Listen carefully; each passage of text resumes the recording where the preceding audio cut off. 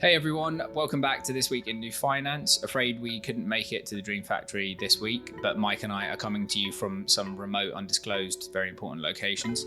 Look forward to bringing you a few highlights. EU Parliament vote on proof of work. So this Monday there was an EU vote in Parliament on the new MiCA provision to ban proof of work and force cryptocurrencies to move to proof of stake mechanisms. MiCA is the markets in crypto assets regulation part of the European Union's kind of framework for crypto. The proposal was voted against 32 to 24 votes. The rest of the MiCA framework was voted through 31 to 4. So it contains some important provisions and ideas. The first is an interblock license across the 27 EU states, allowing crypto companies to expand easier across the EU.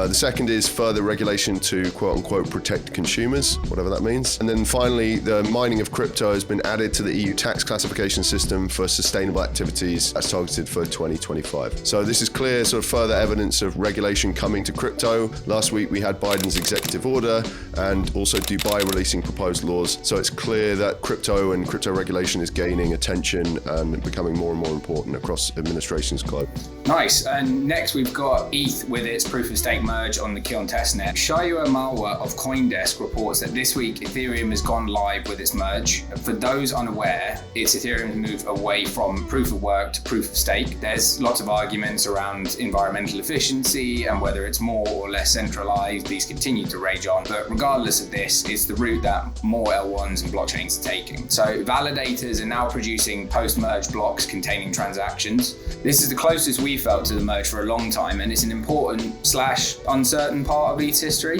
There were a couple hiccups with validators not producing blocks, but overall it seems that it's been a big success. There's over 10 million ETH now staked, which is valued at over $25 billion in the ETH 2.0 contract right now in anticipation of the launch later this summer. Again, for those unfamiliar, it just means that you basically lock your ETH in this contract and you get a yield on that, but you're not able to pull that ETH out, so it's locked totally until ETH 2.0 launches. Consensus raises again. So Consensus raised $450 million at a $7 billion valuation. Well done, Joe Lubin. Their last raise was a Series C, which was only back in November, and that was $200 million at a $3.2 billion valuation. So that's an impressive, well, little over a doubling in about 5 months. Some big names were involved in the round, including Parify as the lead, SoftBank, and also Microsoft. So yeah, notable names there.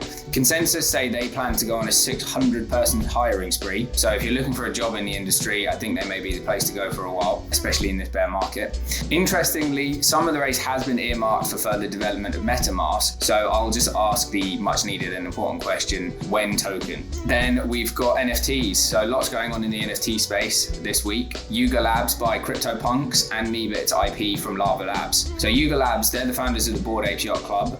They've acquired the IP of CryptoPunks and Meebit's NFTs from the creators of those, Lava Labs. They've announced that they plan to grant commercial IP rights to all Punks holders, which is a significant shift away from Lava Labs policies previously, where none of that was granted. They were quite aggressive in policing it in some ways. BAYC saw a pump in their floor price on the news, sitting at about 95 ETH right now when I looked. Punks holders all look to be diamond handing, though when I last looked, Mike, there were none for sale. Zuckerberg says NFTs coming to Instagram soon. So Casey Newton tweets that our dark overlord Mark Zuckerberg announced at South by Southwest that Instagram hopes to support NFTs soon. They'll be adding minting as an option in the future, hopefully as well. So there were no other specifics supplied, but we know the Zuckerbergs have an affinity and connection with the crypto NFT space with the now defunct DM project, and also Randy, which is Mark's sister, and her infamous "We're Gonna Make It" music video. Probably the less said about that, the better. I appreciate that we will not be providing the link for everyone else's sake there. Does that mean we're going to get hexagon profile pictures on Instagram? Yeah, or maybe we might see some real innovation in this space, and we might get pentagon or triangles. It's going to be pretty rad. Hashtag innovation. Yeah. Differentiation, so it's key. Yeah. And to finish, we've got HSBC partnering with Sandbox. Eliza Gritsky of CoinDesk reports that HSBC are the first global bank to join the Sandbox metaverse. They're buying a plot of land to engage with sports, esports, and gaming fans. Perhaps a surprising move to some, but I think it highlights further exploration of the NFT and the metaverse space by enterprises, and they're realizing that while they may not know exactly how, it's going to be part of the future.